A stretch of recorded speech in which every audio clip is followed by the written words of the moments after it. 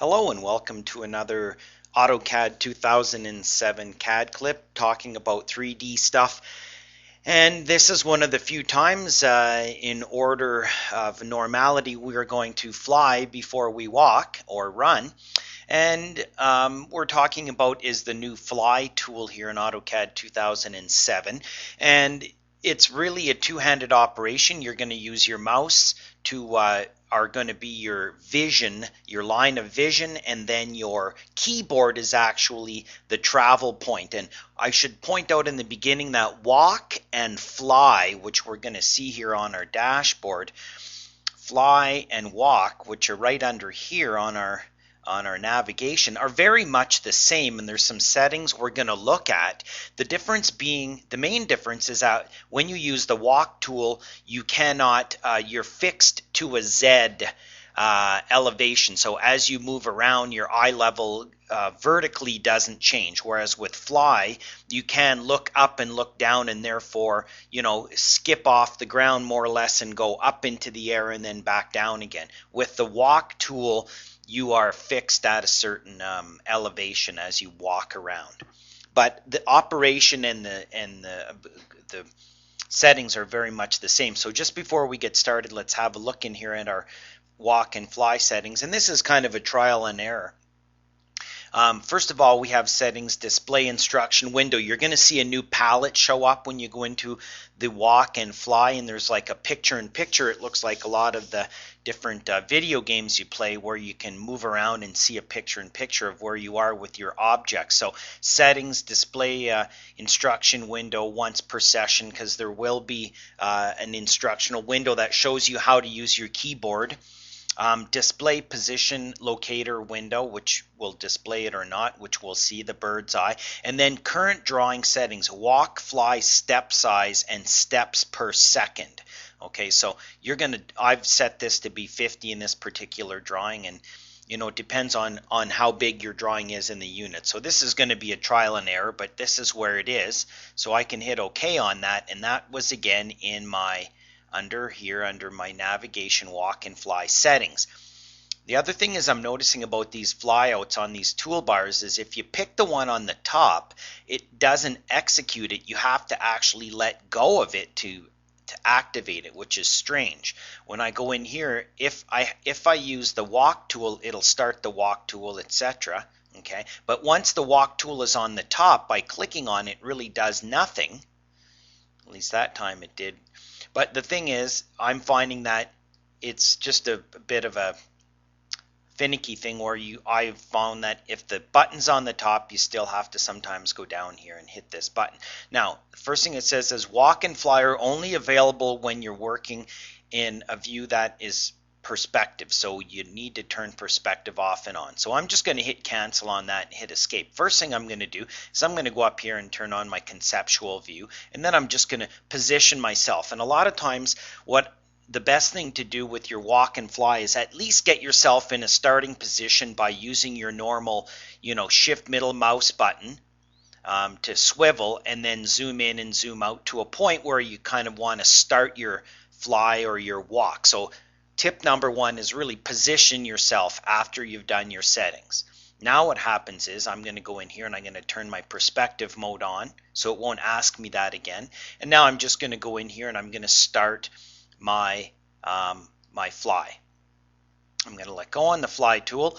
Right away we're going to see a new palette show up, and it's going to give me a little picture-in-picture, which I can see over here, and this is me. Now you can take this and you can move this if you want. I don't recommend doing it that way. So what I'm going to do now is you're going to see that you have a new cursor here, and that is what you do is when you press on that and hold, it moves your vision, okay, your eyesight, and you're going to see there's a green X which always stays in the middle to kind of give you an idea of where you're going. And it does take a bit of getting used to doing this. And then you're going to take your other hand and you're going to use your keyboard. So using your keyboard arrow keys, you can go in, you can go to the right, you can reverse, and you can go to the left. Okay, now watch what happens. I'm going to hold my arrow key, my up button, and then I can use my fly and I can fly in. You can see I'm coming down, and of course the settings that show you the steps per inch, etc.,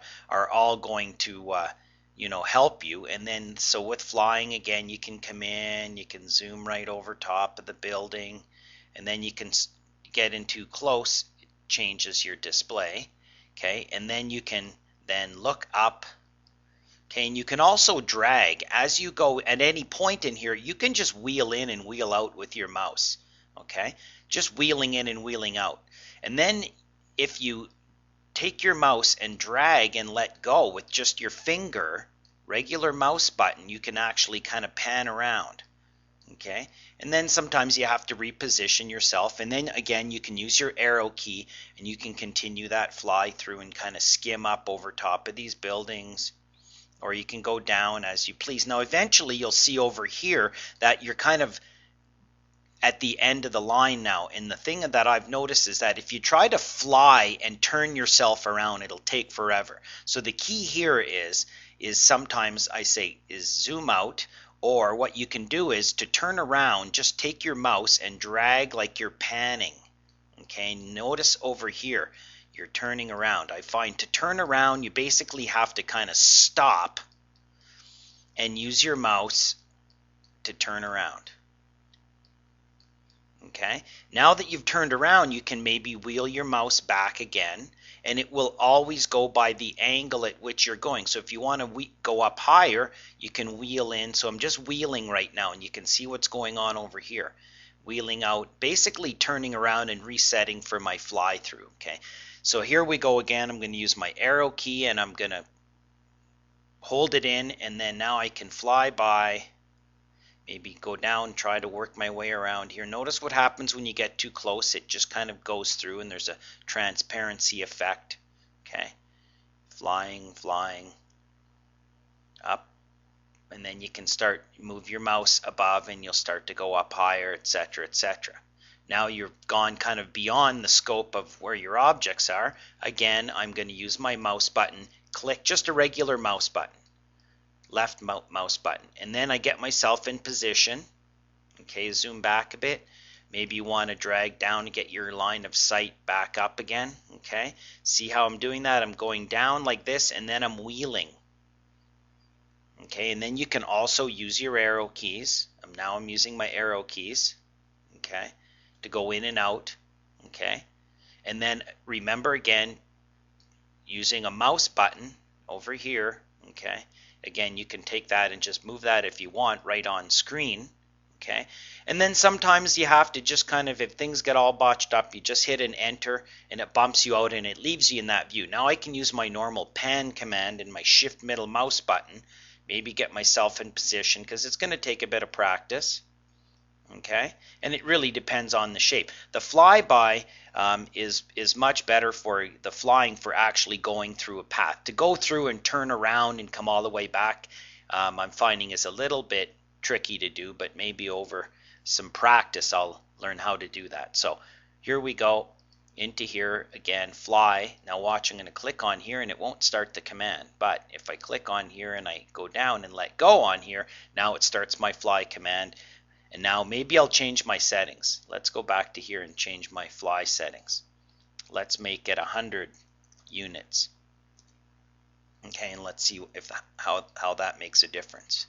Okay, I'm going to go to my fly, and now I'm going to use my arrow key and my mouse. And again, just dragging your mouse doesn't do anything. You've got to press the mouse button. So now you can see it's going a little bit quicker.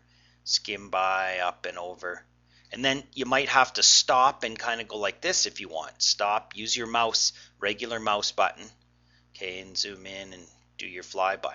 Then you can back it up by just using your back arrow key, okay, and then going down, and then you can fly up, and then maybe we want to use our right mouse button and go over here and maybe back up a little bit.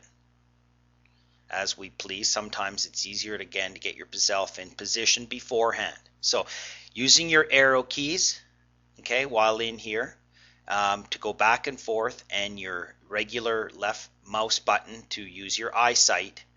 It's a two-handed operation. And then in the middle of walking and flying, you can actually, mouse around with a regular mouse button and wheel in and wheel out.